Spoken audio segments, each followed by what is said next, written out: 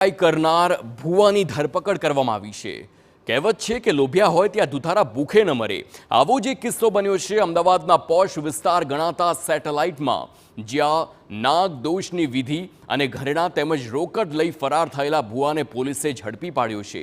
મૂળ બનાસકાંઠાના આરોપી નેનુનાથ ઉર્ફે ભરત પંડિતે ફરિયાદીને તેની રાજસ્થાન ખાતેની જમીન અને જૂના દાગીના પાછા આપવા વિધિ કરવા જણાવ્યું હતું અને વિધિનું તરકટ રચી 3 લાખના સોના ચાંદીના દાગીના પડાવી ફરાર થઈ ગયો હતો। ફરિયાદ નોંધાતા પોલીસે આરોપી નેનુનાથ ઉર્ફે ભરત પંડિતની બનાસકાંઠાથી ધરપકડ કરી છે।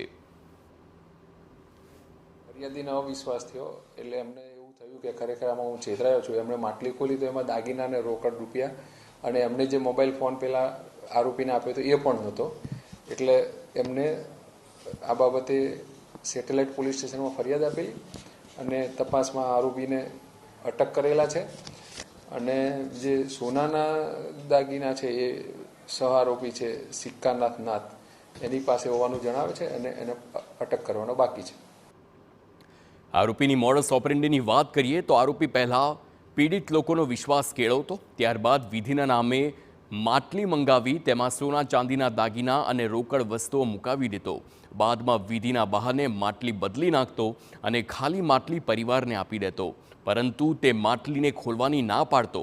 અમદાવાદમાં પરિવાર સાથે પણ આવી જ રીતે ઠગાઈ કરવામાં આવી। પોલીસે આરોપીને કોર્ટમાં રજૂ કરી 2 દિવસના રિમાન્ડ મેળવ્યા, સાથે જ આરોપીના સાગરીતની શોધખોળ પણ હાથ ધરી છે।